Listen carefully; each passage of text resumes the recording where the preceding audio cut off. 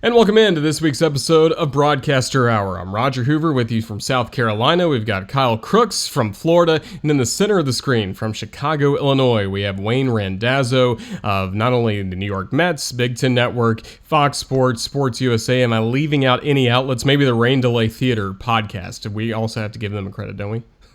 Yeah, we can give Rain Delay Theater credit and SNY. They give me some games. Even as you move along, you still find yourself kind of freelancing in some other avenues and trying to to do as many games as you can wherever. So I'm not quite at the stage where I once was, where I think one year I did my taxes and I had like 10 different envelopes to go through. Not quite at that stage anymore, but still a handful.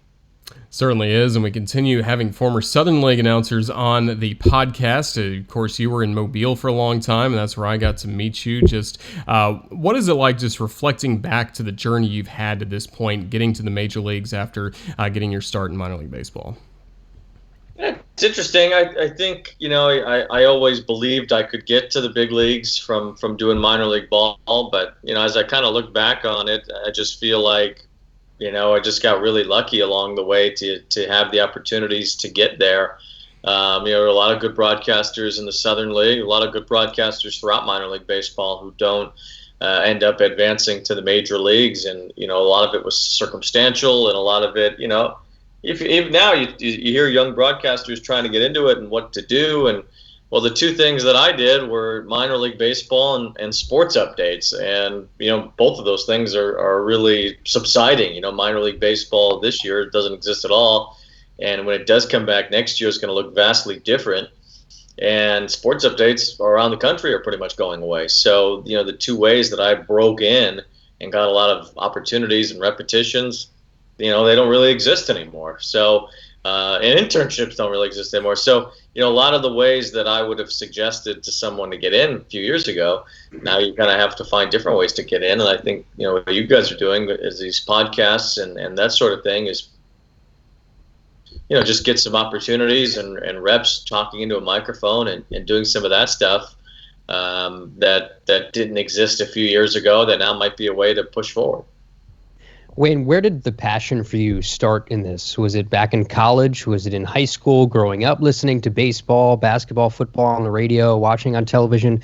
Where did it all generate for you?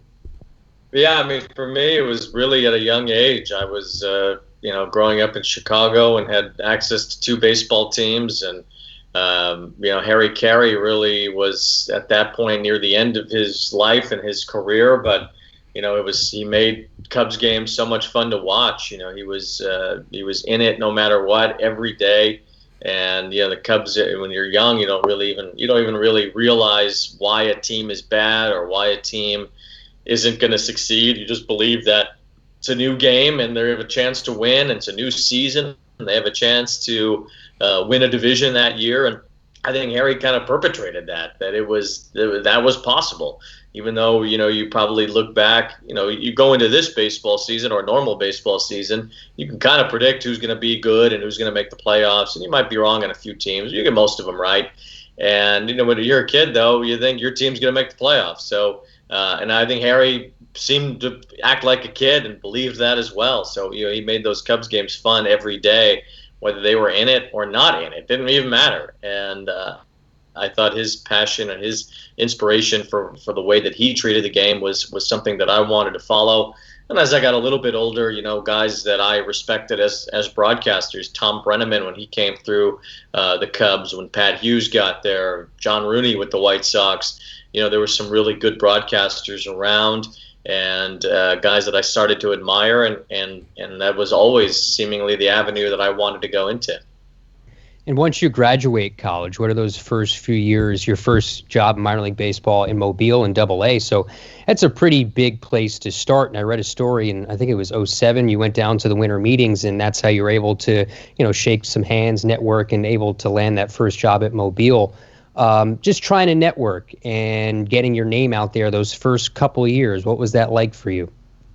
Yeah, it was intense. I was pretty aggressive. I tried to obviously stay local in the Chicago market and reached out to a lot of people there. And I think that, networking that I did early on eventually landed me with 670 The Score. I used to reach out to Mitch Rosen all the time. I probably reached out to him for 4 or 5 years before he got me in over there and gave me a job doing updates. So, it was all about just trying to meet people and talk to people. I remember reaching out to WGN when I was a junior in college and bugging Mike Farron for an internship over there, which he gave me eventually. In the spring of 2005, I interned. I wasn't even 21 yet, and I interned at GN and was helping, edit and do some highlights for the Cubs broadcasts, and helped a lot on the sports talk show that David Kaplan and Tom Waddle hosted on GN those days. So, it was a lot that I did early on, and I got my first job right after that internship. So I was still in college. I was working for a place called the Illinois Radio Network. I did updates, and I was going to school and all that. So I was trying to also work at the college radio station so I could broadcast games. And I did summer collegiate ball my senior year of college. So I was very busy. I mean, I was working probably 20-hour days between school and my job and whatever else I could pick up. So, I delivered pizza too. I was fitting that in. So it was just something that I was working kind of tirelessly on to make sure that I was in a good spot when I got out of college. And then I got a couple of job offers, but I didn't take them because I knew I wanted to go to the winter meetings to see if I could get a baseball job. And I ended up talking to a lot of people at the winter meetings just because I thought if I could just go up to these people, they were there. So I went up to as many of them as I could, and ended up with a handful of different job offers. And Mobile just kind of happened to be the best one. It was a number one job. I got a lot of number two offers, but Mobile, even though they were advertising looking for a number two, that wasn't exactly honest, because they knew that their guy Tim Haggerty was leaving and probably going to Portland, which he did, and then that opened up the number one job there. So it was a good fit for me. It was Double-A, and I just wanted to get as far up and do as many innings as I could. I had a similar situation in Hickory, in North Carolina, and basically just chose Mobile because it was a higher level and a bigger town, and decided to go there, and it was great. I've heard you say before that you really feel like your first year with the Bay Bears was one of the toughest years you could have possibly had. Kind of what made it so tough, and then what made your climb out of that and having better years in Mobile possible?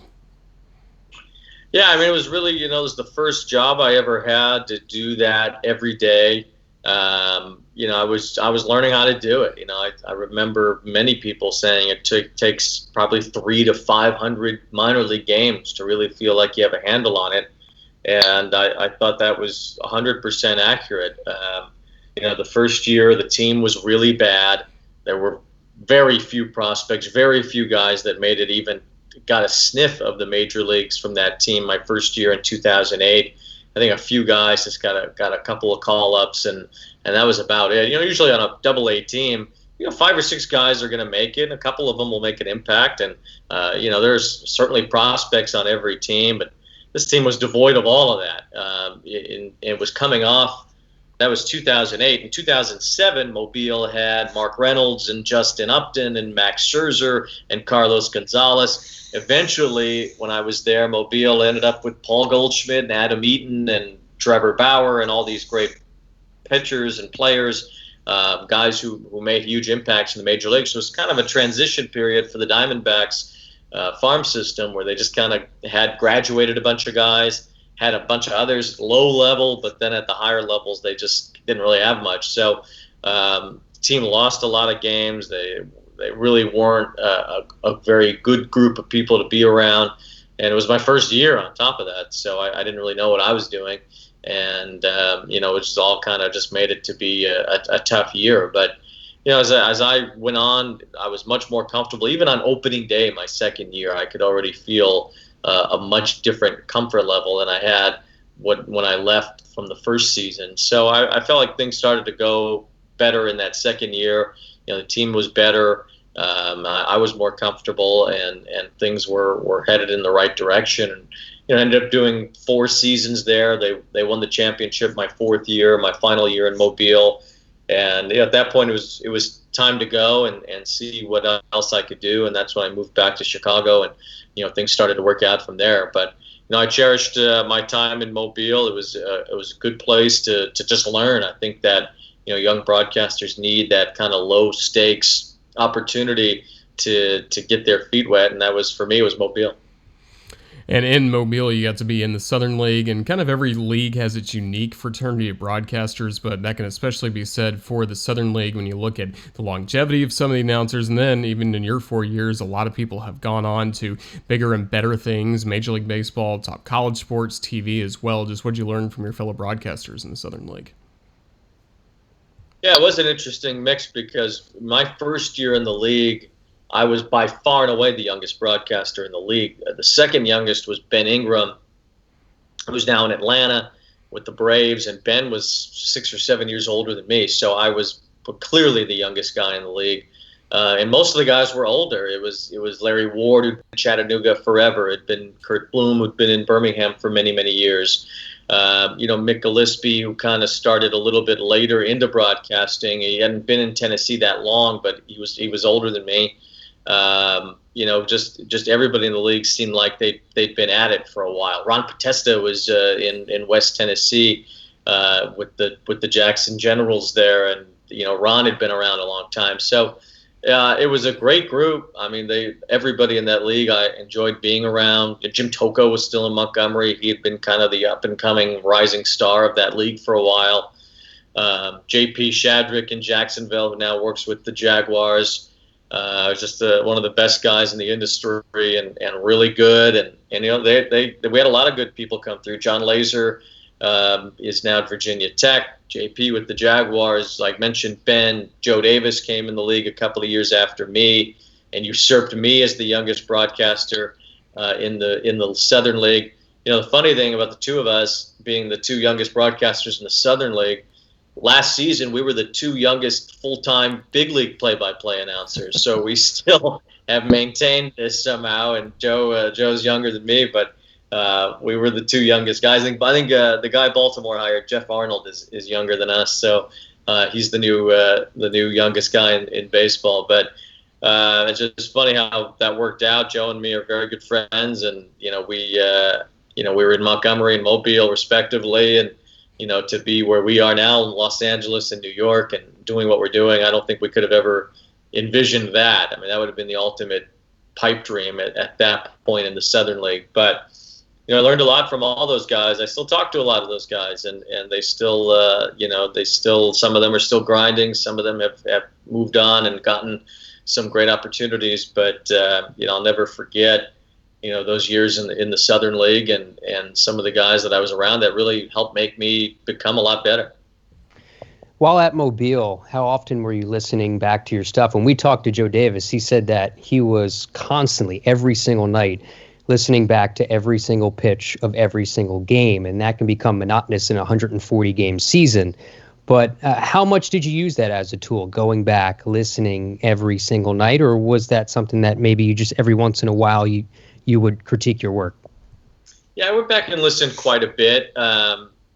Bill Shanahan, who ran the team in Mobile, he tried to be very innovative, and some of it worked, some of it didn't. But he had this cable channel that he somehow got access to, and he envisioned the broadcast being on 24 hours a day, basically. So I would be able to go back home and watch this channel, which was just a scoreboard of the game and just some still pictures, and listen to the broadcast that way. So I really didn't have to go very far to find it. I'm the one who orchestrated the channel for the most part. So I was able to listen a lot. I listened quite a bit. I liked listening to the highlights, and I liked, going back to hearing some things that I either liked or didn't like. Joe always had a different kind of lever than most people. I heard Jed Hoyer, the Cubs general manager, talking about Theo Epstein once, and Jed referred to himself and a couple other guys, Ben Sherrington, some of the others around Theo's atmosphere. And he said, we're all pretty good, and we're all successful in baseball, and we know what we're doing. And then there's Theo, who's just on a different wavelength. He's on a different planet than the rest of us, and we just can never, even if we wanted to, be what Theo is because of the playing field that he's on. And that's Joe. I feel like I've done really well and have had a good career to this point and have had a lot of success, and I'm happy where I'm at. But Joe has always been on a different wavelength. He was never not going to be successful because of the way that he operated, and a lot of it had to do with that rigidity of listening to himself every single day. Joe would always be finding ways to improve or to get better. I think he's calmed from that a little bit now that he has gotten to a certain point. But back then there was no one who worked harder than Joe. How much do you credit now to where you are in moving from Mobile and going back home, being in Chicago, I guess, is what, the third biggest market in the country behind New York and LA, and just having that visibility, not necessarily having those play-by-play reps every single day, but being on the station of a major league team, being in the vision and in the ears of decision makers. How much do you credit that move back home to where you are now? It was huge.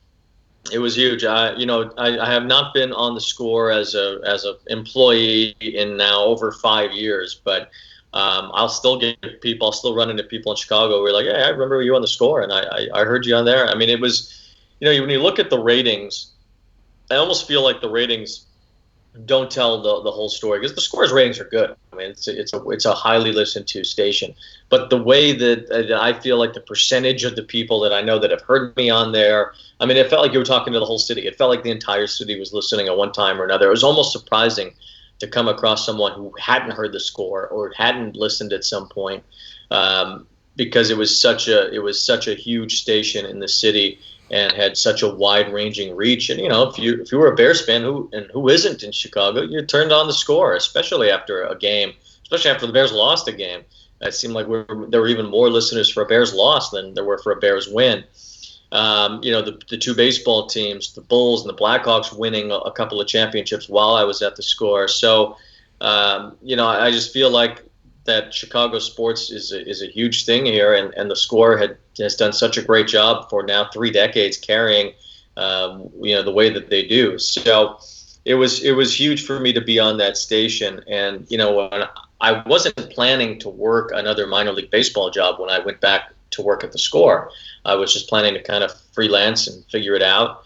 But the Kane County Cougars in the Midwest League had just lost their announcer right as I came back.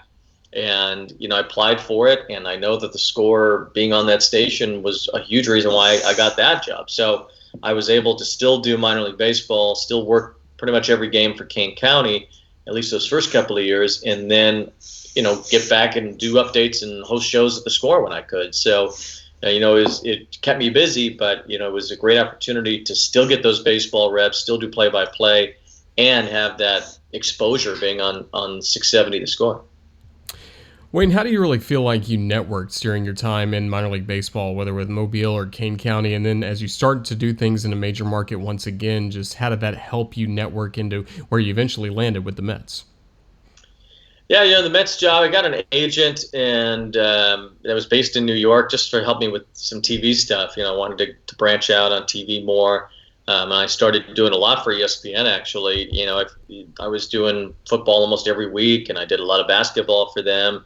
Kind of ESPNU and ESPN3 type stuff at that time. And I was starting to make a little bit of a move, and I felt good about where I was. But so I had this agent for that, and the Mets stuff. He had a client that was closing in on getting a job at WOR, which was the Mets flagship station, and the guy didn't end up getting that job, but he had just been talking to them like every day to try to get this morning show host set up over there. And it was a news talk station mostly.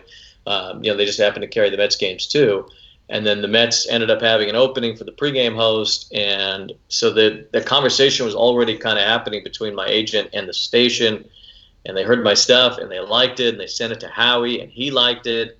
Howie reached out to Pat Hughes, unbeknownst to me. But he couldn't have reached out to a better person as far as I was concerned, because Pat had known me since I interned at WGN when I was in college, and he had listened to my stuff a lot over the years and had given me tons of advice and feedback, and still does. So for Howie to reach out to Pat, I mean, I couldn't have scripted it any better. That was the perfect person from my standpoint for Howie to reach out to. So, Pat gave him a stamp of approval. That was good enough for Howie. They needed someone who could not only do play-by-play, but could host shows and kind of fill in and do whatever they needed. They kind of needed a jack of all trades, which I was. So I was surprised to get it, only because I'm not from New York. It's a provincial city, but I was glad, certainly overjoyed to get it. It was everything I dreamed of being, and I was pretty young to get a job in the big leagues. So I was ecstatic, and this is my 6th season with the Mets. So it's worked out great, and I couldn't be happier about how it's gone. Yeah, you mentioned you can't script it any better. You can't script it any better than starting in 2015. And also for you, you get to ride that whole wave to the World Series with the Mets that year. They clinch winning the division or the pennant at Wrigley Field, which is a place I've been a lot to growing up as a Cubs fan. Just so what was that roller coaster like of a season, seeing it all the way to the World Series with the Mets? Yeah, I mean, first year in the big leagues and on the planes and traveling with the team, I mean, just kind of taking that all in, how cool that is to begin with. And then, the team was good and good enough to be in contention through most of the season. Certainly wasn't a team that seemed like it was going to the World Series. It seemed like a team that was building toward that with the young pitchers they had. And, Matt Harvey came back and had a very good year. Syndergaard had just gotten called up. Matz had just gotten called up. Conforto had just gotten called up. So they had these guys who were major league ready, who were going to help them win a pennant, as it turned out, and become stable players for them moving forward. And then they made the Yoenis Cespedes trade, and then that's when everything turned. That's when they became a pennant contender. It coincided with Cespedes doing as well as he did. Certainly the best trade the Mets have ever made in the middle of a season as far as a trade deadline acquisition. Cespedes was incredible for them. But then Daniel Murphy was hitting above Cespedes in the order. Murphy hit second, Cespedes hit third, and then Murphy started just crushing the ball. And as we saw in the playoffs, turned in a historic effort in October. But it just went crazy. I mean, they just started winning so many games. They beat up Washington a couple of times. They swept them twice in a 6-week span to really take control of the division. All of a sudden, there's a lot of champagne, We're Cincinnati, they clinched the division. I actually worked the division clinching game with Howie because Josh was off. He was doing Charger games. So that was incredible. I'm in the clubhouse getting soaked after the game. We go to L.A. We think the Dodgers are probably going to win because they've got Kershaw and Greinke, who both had incredible years. Arrieta won the Cy Young Award, but Kershaw or Greinke easily could have. They finished second and third. So, and with the way the division series was set up with the days off, they pitched 4 out of the 5 games. So it seemed like everything was against the Mets, but they found a way. They went back to L.A. They won at Dodger Stadium in Game 5. Another crazy celebration. And then the momentum was just off. They crushed the Cubs in the championship series. And, it wasn't really much of a doubt by the time we got to Chicago that the Mets were going to win the pennant. They took care of Game 3. They smoked the Cubs in Game 4. And it was just so surreal. The most surreal moment of it all was, not even the fact that the Mets and Cubs were on this collision course to meet in the championship series. It was standing on the pitcher's mound at Wrigley Field, watching the New York Mets celebrate winning the National League pennant right in front of me. And, being thrilled about it. I was couldn't be more excited to go to the World.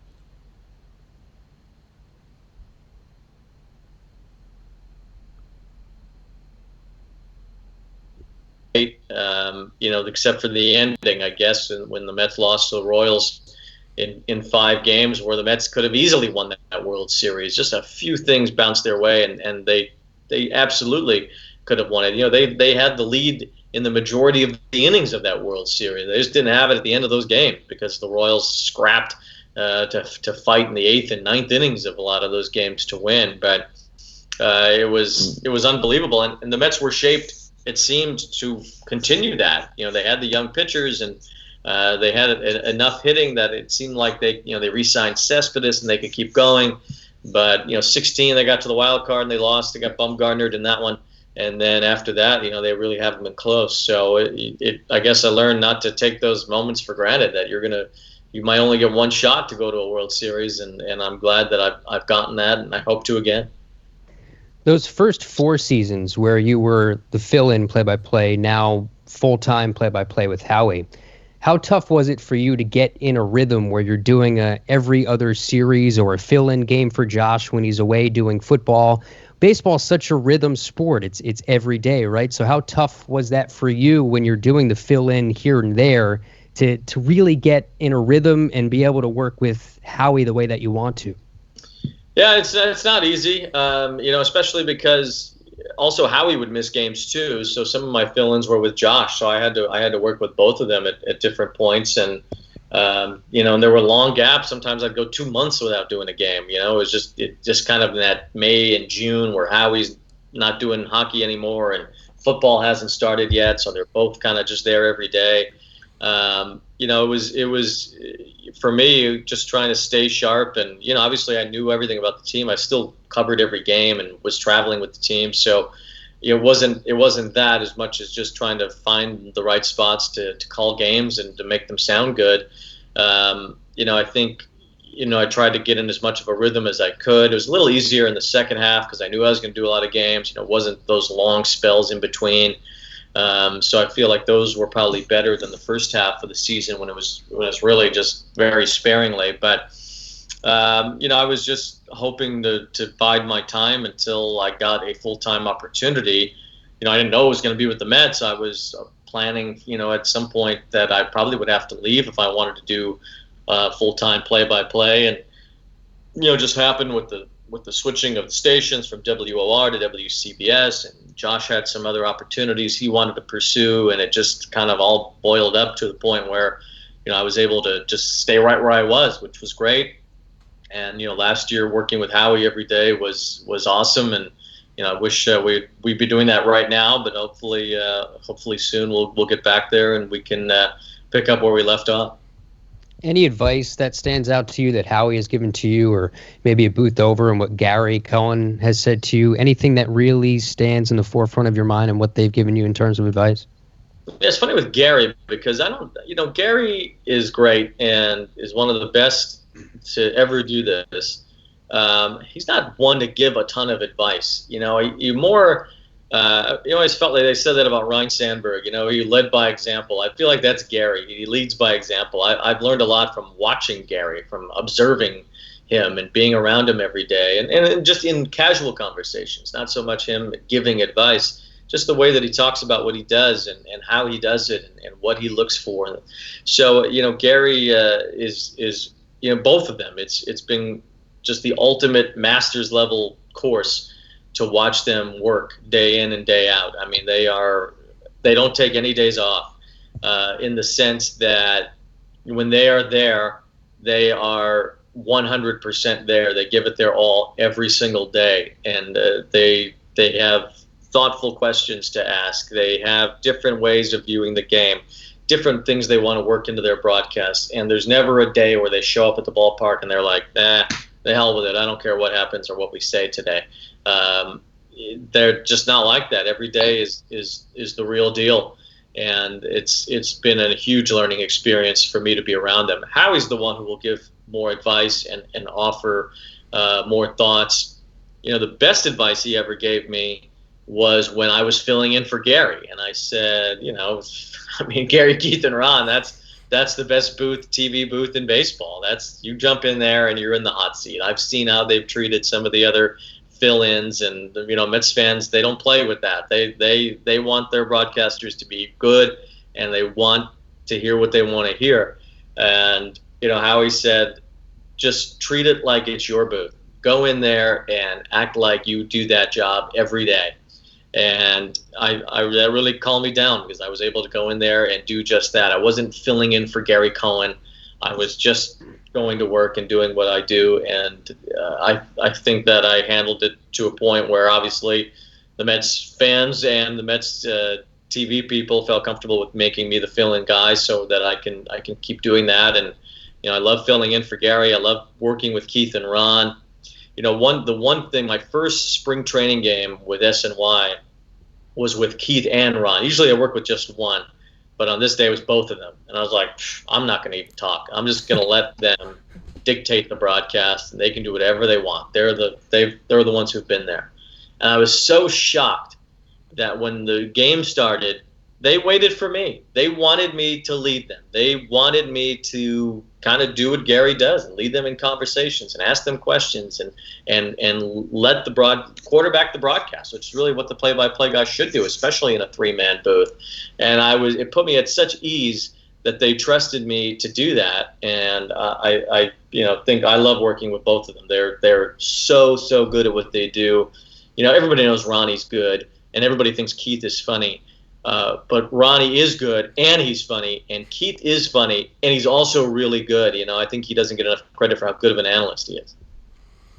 Certainly a fun broadcast, and for you as well, making the transition from minor league baseball to major leagues. It's a big difference in how the clubhouse kind of feels and kind of the decorum of a major league clubhouse, especially in your first role at the Mets, where you're doing the pre- and post-game shows, grabbing interviews. How did you learn how to navigate a major league clubhouse? Yeah, fortunately, I had some experience doing it with the Illinois radio network. I covered a lot of Cubs and White Sox games. I had filled in at the Score doing White Sox pregame.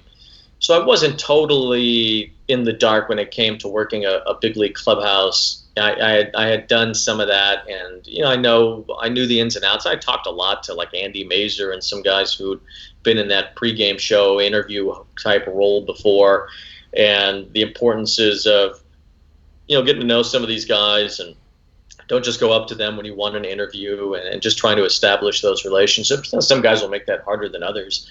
But you remember more fondly, certainly, the guys who make it easy, guys like Curtis Granderson, who, is a Chicago native as well. And we got to talk about that, and just could not be nicer to me, to grant me interviews and to just do whatever, I had asked. He was incredible. And guys now like Brandon Nimmo and Michael Conforto, guys who you kind of those go-to people. I don't do the interviews anymore, but I know J.D. Davis and Dominic Smith are becoming those guys for the Mets too. And it's nice, it's calming to have those go-to guys in the clubhouse. And for the other guys, you just try to navigate and figure out what's best for them, what they like.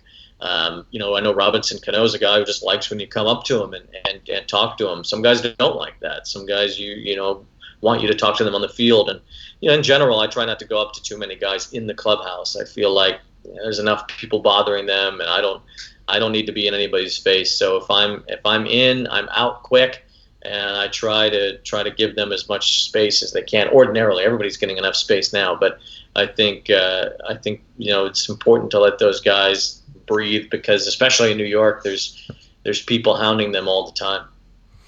Yeah, and how much of those conversations really help your broadcast and get on the air eventually?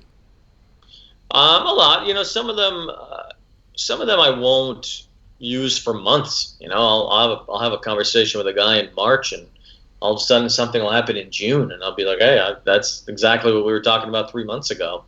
Some of them are recurring. I remember Conforto telling me last year that the only guaranteed fastball count at this point in baseball is 3-0. He said normally in the past 2-1, 2-0, 3-1, you can expect a fastball, even 3-2. He said there's no such thing anymore. 3-0 is it. That is the only fastball count. And then Howie and I noticed as the season went along, we were seeing a lot more 3-0 swings than usual. And it was easy to put 2 and 2 together, that knowing if 3-0 is the only time you're going to get a fastball, well, then it makes sense for some of these more powerful guys to swing 3-0 more often than they had been. For the Mets before, Granderson was like the only guy who swung 3-0. Now almost all of them do it. So, and I think it leads back to that conversation that I had with Michael Conforto last April that kind of recurred through the season, and we brought it up several times. Wayne, how descriptive do you like to get on your radio call? What's a good balance between too much and maybe not enough? I think it depends on the actual play that's happening. On a fly ball to left center field that's routine, I think you can dress that up. You can describe what the outfielder's doing, crisscrossing his feet, angling to his left, sticks his left arm out. I think you can do that because it's a slow play. So you can give that a little bit more flavor. It's a boring, normal, routine fly ball, so you can dress that up. Now, bases loaded, some guy jacks one into the gap. 4 guys are running around the bases. 2 or 3 of them score. Another guy's going to third on a relay throw. That's a lot of happening at once, and you have to slow down. You have to, at that point, what Pat Hughes always said to me was bullet point. You don't want to speak in complete sentences anymore on that play. You want to talk in bullet points. And when the play's over and you recap it, then that's when you can go back and give the vivid detail. How many times the ball bounced into the gap, how fast the runners were going, the type of slide the runner gave into third base. All of that then comes back into the broadcast to paint that picture after the play is done, because if you're trying to keep up with that as a play like that unfolds, you're going to fall behind. And if you hear the crowd, or you get tongue-tied and you get lost in what you're saying, you lose the whole play. So it's important to stay on top of the play when things are happening quickly. And then, when there's not much going on, I think that's when you can really give those vivid details about what's happening. There's only a couple of guys, and in baseball, I don't even think you should try it. A couple of guys in football that are great about giving excellent details while also maintaining the play. Kevin Harlan stands out as a guy who's able to do that. That's in football, where I feel like you can toss in a couple of those things without losing the play, whereas in baseball, I'm not sure you can on those quick-moving plays, because there's so many moving parts. The ball's in one place, but the runners are also such an important part of the play, and as the ball moves through the fielders, what's happening. So I think it's important at that point to just kind of give the exact bullet point details of what's going on, and then come back with those colorful descriptions later. And vocally, too, that's something that I try to work on a lot by listening back. And it's crazy when you listen back to stuff that you've done from a couple of years ago, just how much your voice has changed and how your presentation has changed throughout the years. But for you, how much is it in the back of your mind vocally where you want to be, speaking from your diaphragm? A lot of people we've had on this podcast have had a vocal coach. Is that something that you've ever done or thought about doing? Yeah, I did it my first year in New York. My biggest thing, I had a couple of things that I thought I needed to work on. One was something I didn't even understand. I had trouble breathing on the air. I would do, if I had to do a long segment, I would find myself like having to stop or having to catch my breath at some point, and I didn't really understand why. And it turns out my 2 biggest issues both had to do with the same thing. The other issue I had was I just didn't like my highlights. I didn't feel like on the big calls that my voice got up the way that I wanted it to, that I sounded fine, totally fine on everything except for when there was a big moment. And if I learned anything in the transition from minor league baseball to major league baseball, is that you have to make the good moments sound big. You have to bring that energy. You have to bring the enthusiasm. You have to have all of those things working, because those highlights are going to go everywhere. You're going to hear them on the MLB network. They want to package them for promotions and commercials, and you're going to hear yourself on some of those calls, and they want to use them. They want to spark those big moments and put those calls out there. So you have to give it to them. And I felt like I just wasn't. So, and some people would say, oh, you kind of lack a little enthusiasm, and I didn't lack enthusiasm. I knew that I was feeling enthusiastic. I thought I sounded enthusiastic. It just wasn't coming across that way. And so I knew that wasn't it, but I understood why people said it was it. And then when I worked with this voice coach who was recommended to me in New York, she solved all my problems by breathing differently. She said that singers breathe on certain letters, that they don't have time to take a breath in between words. So they pick letters, B's and T's and P's and C's, the letters that you really have to get out. Those are the letters that you breathe on. And that will allow you to keep going and keep breathing properly. So not only did that fix my problem of breathing when I felt like I was getting long-winded, it helped my highlights. for whatever reason, I was able to take them to a different level and breathe those letters out and be able to speak, more from down below and pop those letters a little bit more. And it was almost instantaneous once I figured that out, how much better my highlights have sounded. And they've only gotten better as I've gotten used to that and increased, as time has gone on here. So I thought that 5 or 6 lessons I had with this voice coach were humongous for me and really helped me get to the next level that I needed to be at. Yeah, you mentioned the 5 or 6 lessons and you got used to it a little bit more. Are there still things on a daily basis or days where you're broadcasting that you feel like you do, or is most of it kind of second nature by now with that? No, yeah, I think it's at this point it's second nature. Like I said, it was my first year with the Mets. It was 5 years ago, and I think I certainly worked at it then. She gave me these charts and things to say, and learning how to breathe through the letters and all that.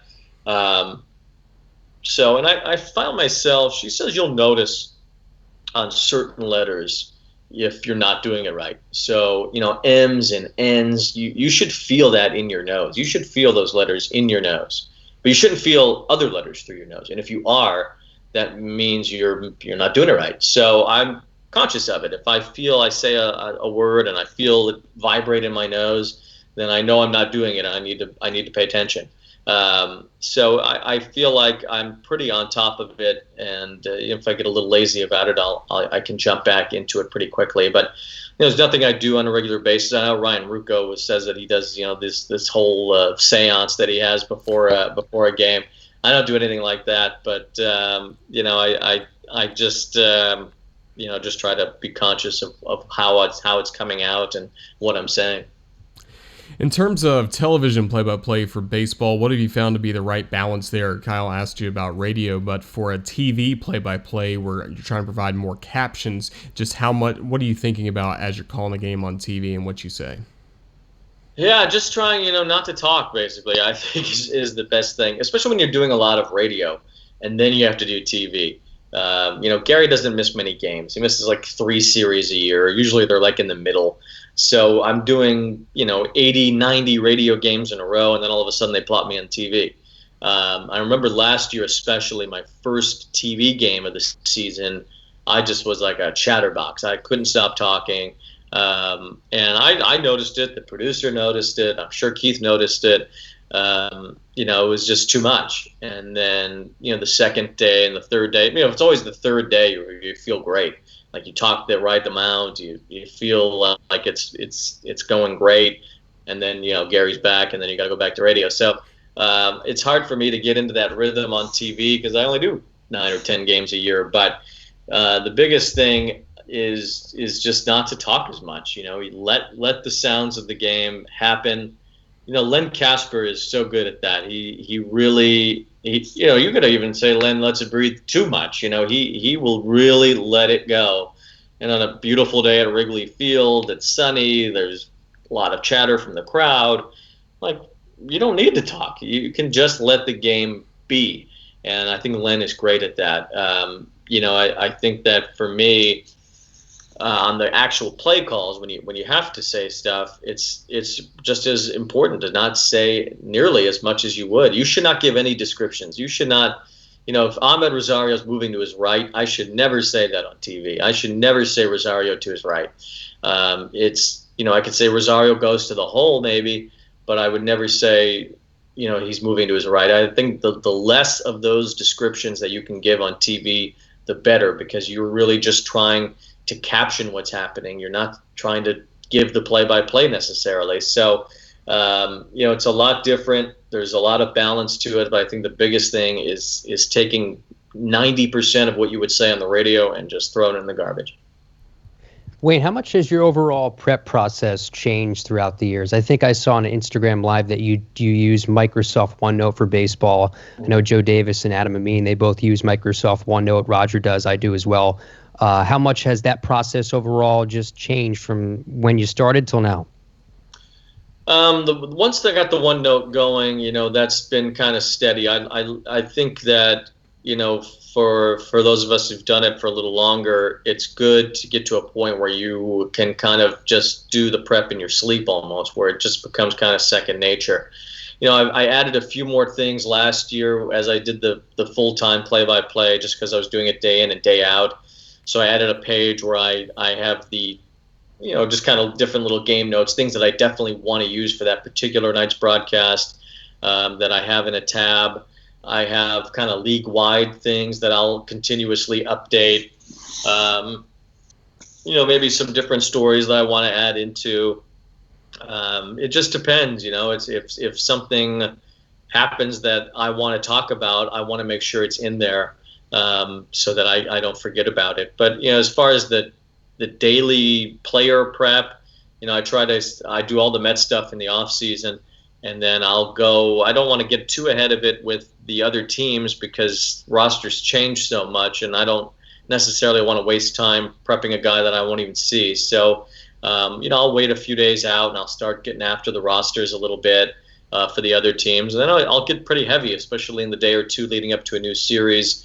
90% of my prep goes into the other team. I want to be able to be up to date on what Washington's doing or what Miami's doing. And, just kind of, I don't want to be caught off guard by anything that's happening with the Marlins, which is not exactly the easiest team to keep an eye on. It's a team that hasn't had much success in the last few years, and they've got a lot of moving parts, a lot of guys coming in and out. So, you just try to stay on top of it as best as you can, and find little storylines and find ways to, at least make some sense of what they're doing. Jorge Alfaro can't stop swinging at pitches out of the strike zone. You want to be able to tell that story. Lewis Brinson changed his number. He wanted to pay tribute to Juan Pierre, but didn't necessarily want to hit like Juan Pierre, so he's got a new number this year. You just want to be able to tell those stories, and make it sound like you know what you're talking about when it comes to the other teams. I think there was a phrase I always heard at the Score. They called people out of town stupid.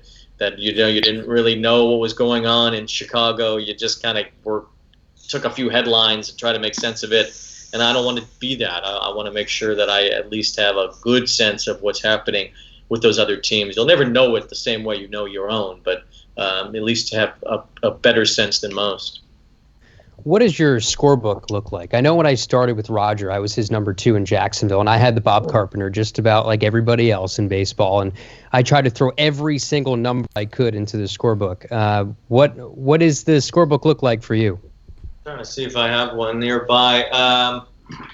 We always all keep them around somewhere. Yeah, I don't think I have one that's real close right now. But I've got mine from this year, which is unused. So I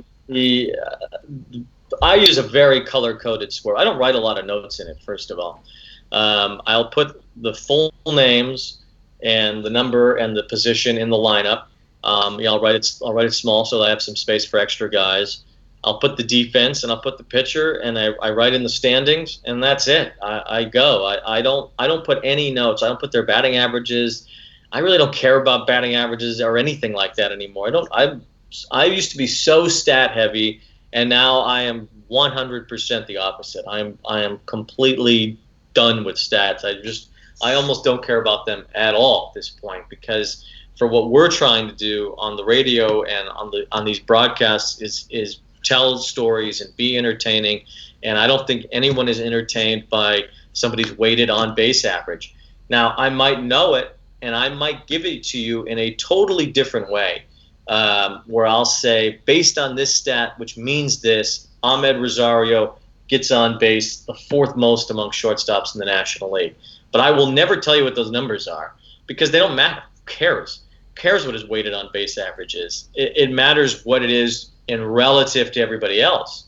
So I'll try to give you that before I give you any numbers. I don't want to overload you with numbers. I want to be able to say that Ahmed Rosario gets on base more than any other shortstop in the National League, but nobody's going to regurgitate that his on base average is 360. It doesn't matter. So I think I try to focus on it in those ways. So that's why I don't really write those numbers in my book. The only time I'll write things in my book is if a note comes along. If someone stole 3 bases in a game for the first time in 6 years, I'll jot that down in my book. I like that. I like those kind of numbers or stats where you can go back and say, somebody had a 3-home. Lucas Duda had a 3-homer game at Citi Field. and it was the third 3-home run game at a Mets home game ever. Which is, I find remarkable for a team that's almost 60 years old. They've only had three home run games in their home ballpark in their team history. So, you mentioned that. You talk about the other 2 times it happened. Which one was Kirk Neuenhuis, and you kind of make a little story out of that. I rather that than me tell you how many home runs dude has now got off right-handed pitcher this year. Like, who cares? So that's where I'm at with all that stuff. So my book's pretty clean. I like it clean. The only thing that stands out about my book is that it's completely color-coded. I use green marker for singles. I use orange marker for triples, blue for doubles, red for strikeouts. I use purple for errors.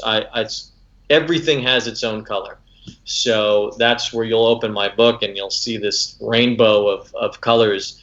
So it stands out in that way. But again, that's just for when I can glance down and see blue and I know it's a double. I don't have to say, is that a 2 or a 3? I don't have to do anything. I just look at the colors and I know what I've got in there.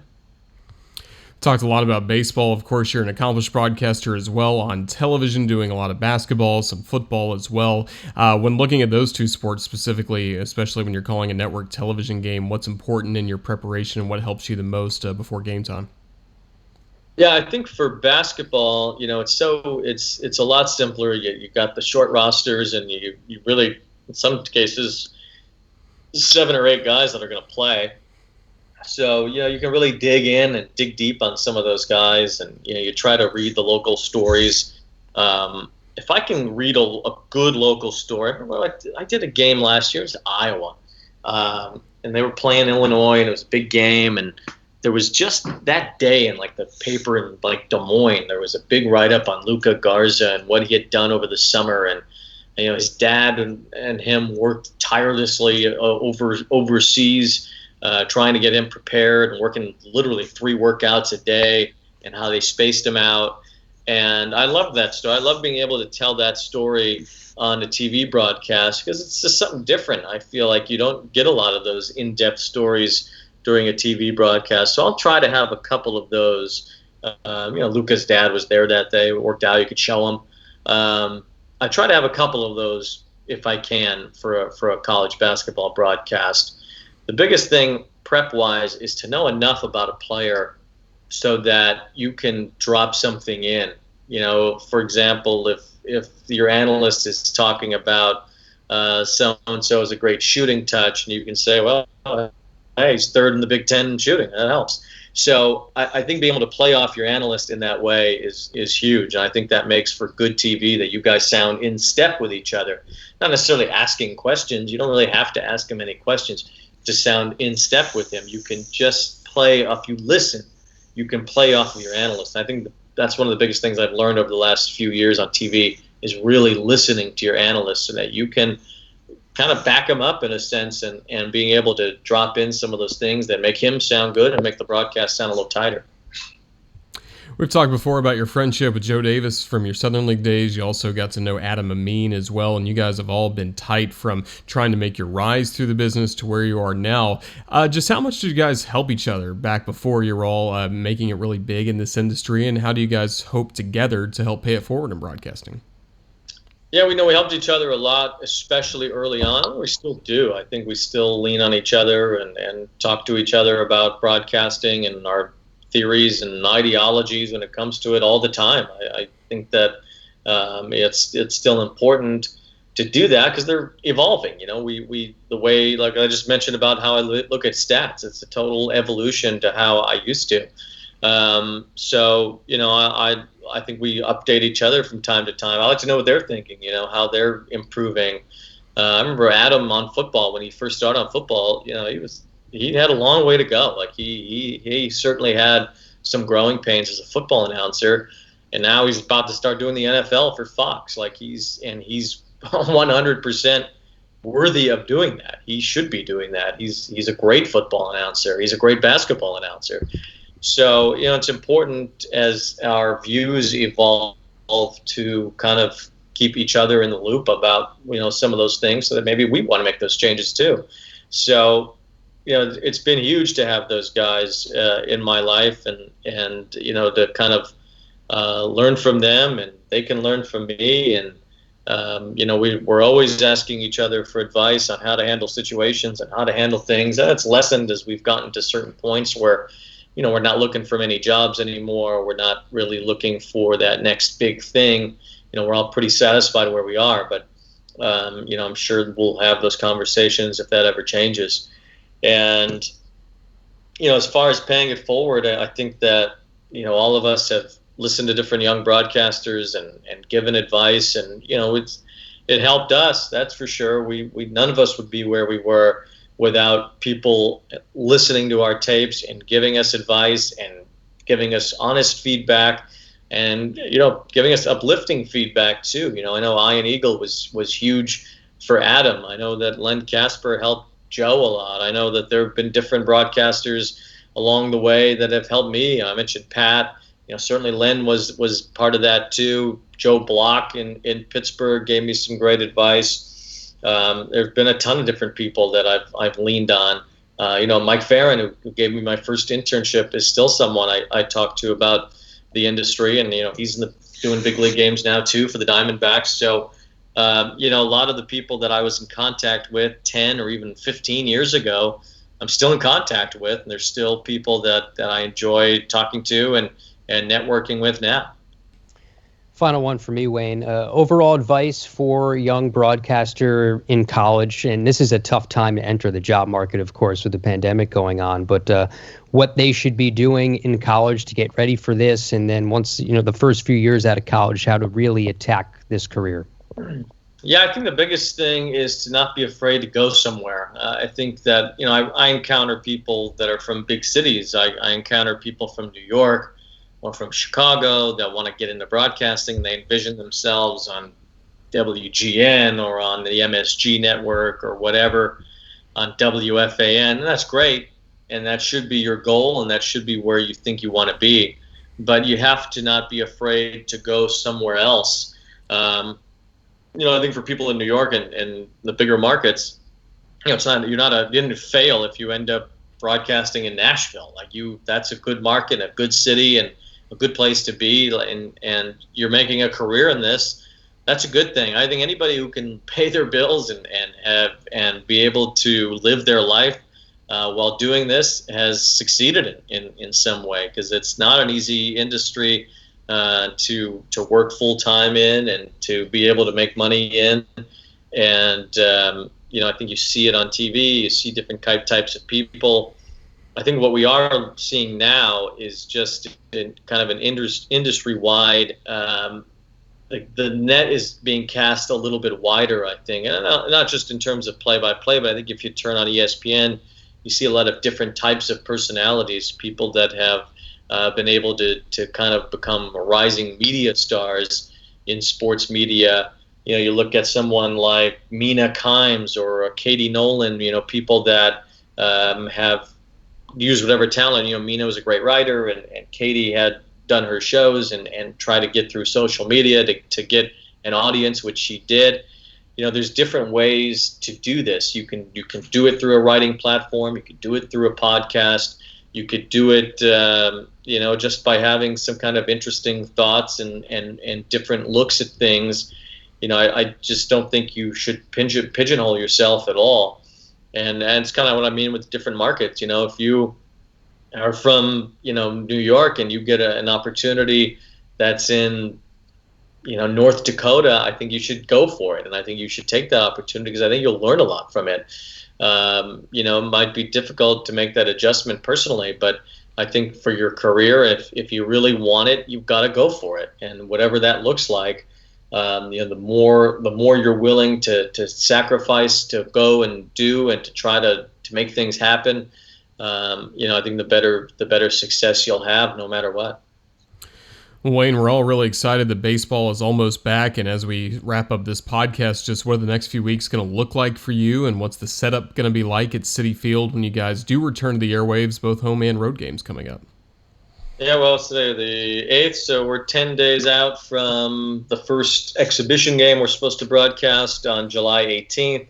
which will be the Mets and Yankees at Citi Field, and then there's a one the next day at Yankee Stadium, which we will be at for both of those. So, they are allowing the radio teams to travel to ballparks that are driving distance. And for us in New York, that could mean a lot of different places. But I think that what we're aiming for is to do all the road games from Citi Field. That's what most teams are doing. Very few radio teams are electing to travel at all. So I think the large majority of the games that we'll be broadcasting will be from Citi Field, both home and away. Just to make sure everybody stays healthy and safe. A lot of the players, are in the group of people that are the least at risk for having any problems with coronavirus. I'm certainly in that group too, but my partner's not. Howie's in his upper 60s. Ed Coleman is in his 70s. So, these guys have different things to worry about, being in an older group and more at risk for catching something and having problems. So, just to make sure everybody's safe, I think we're going to try to stay in Citi Field if we can, and just try to get through this thing. We want to make sure that we can broadcast these games. We want to make sure there are games to broadcast. Just because they're starting doesn't mean they're going to finish this thing. So I think that it's going to be looming over our heads. It's looming over our heads now. Just because they're practicing doesn't even mean they'll get to next weekend. So really have to take it one day at a time, and hopefully there's a game to broadcast that next day, and we'll be able to get as deep through this season as possible. Well, Wayne, we hope we get there, and we certainly hope to hear you and Howie call Mets games on the radio. I think everyone's truly jazzed up to hear that "Let's Go Mets" music at the end of every inning break again. That's always a welcome. Da-da-da. Yeah, it's always a great sign of summer. But certainly appreciate your time today as you get ready to head back to New York. Really learned a lot from your insights, and it's always great to catch up with you. All right, guys. Appreciate the time. Thanks a lot. All right, that was Wayne Randazzo. Thanks for watching this episode of Broadcaster Hour.